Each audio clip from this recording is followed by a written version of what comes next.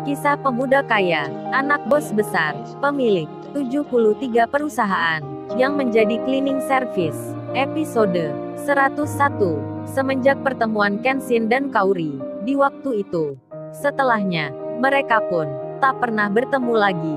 Bahkan, selepas lulus sekolah, selepas Kaori kuliah, cerita pun hanya sekilas. Kisah itu menjadi terlupakan.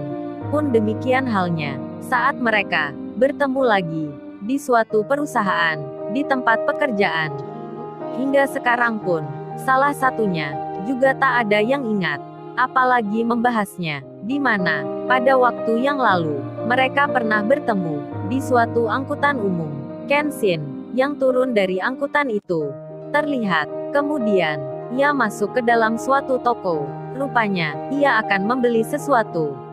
Setelah sampai ke tempat yang dimaksud, atau nama toko yang dicarinya, tiba-tiba dijumpai suatu hal yang tak pernah didengarnya ataupun dilihat sebelumnya. Seorang pekerja wanita yang bekerja di tempat itu tiba-tiba dimarahi, dibodoh-bodohkan oleh bosnya sendiri, yang tak lain sang pemilik usaha.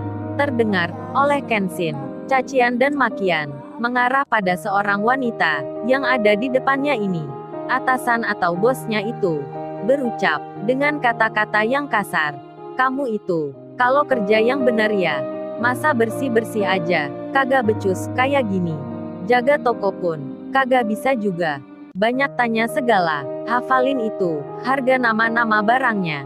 Kamu itu dibayar tahu, bukan untuk diam saja, kayak patung yang ada di rumah. Kenshin, yang berseragam sekolah di waktu itu, mendengarkan. Ia berada di depannya, sedang berdiri, menghadap toko tersebut. Ia melihat seorang wanita yang sedang dimarahi. Terlihat terdiam, hanya mendengarkan. Dirinya, sambil mengangguk tanda pasrah dimarahi bosnya.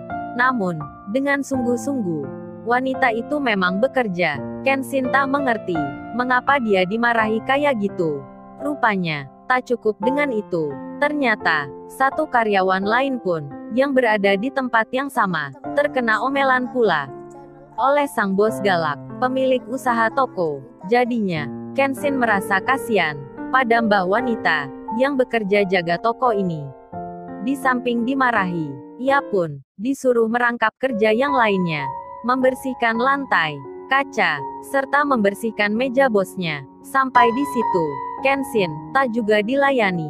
Meskipun kehadirannya sendiri sudah terlihat sejak tadi, ia berdiri lama di depan etalase kaca toko itu.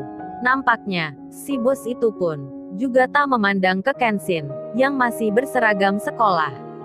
Kenshin pun menunggu hingga 15 menit berlalu.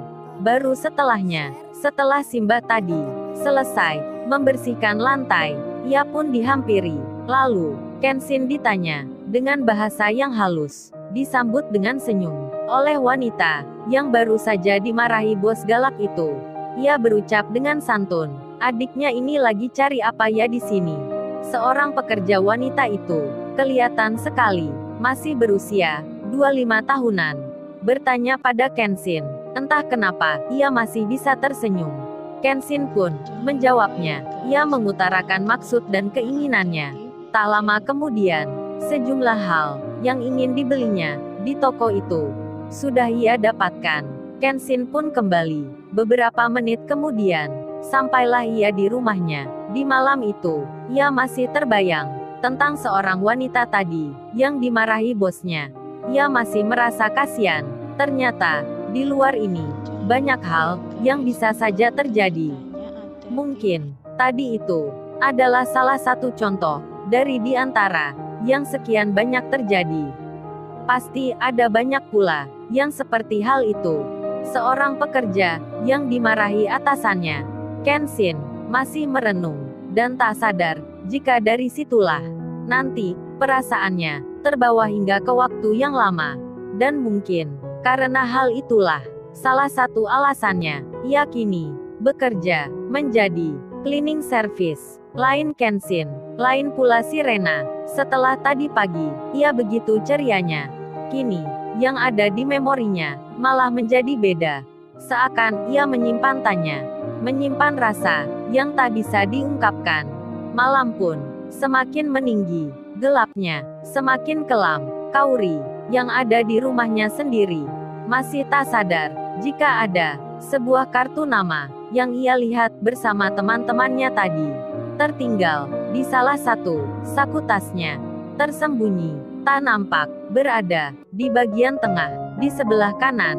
Saku tas itu memang begitu berbeda dari yang lainnya, karena tersendiri, berwarnakan merah dan muda, merah muda. Hari pun telah berganti.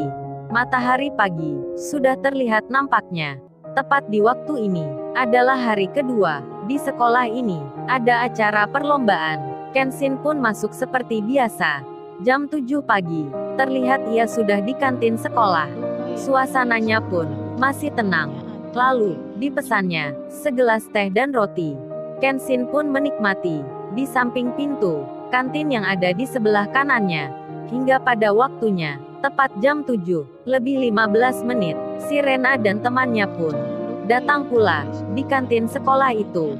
Kenshin yang sendiri masih belum mengetahui jika di belakangnya saat ini ada Rena yang sedang menuju ke tempatnya. Lalu, bagaimana kisah selanjutnya? Subscribe channel ini untuk episode berikutnya. Terima kasih.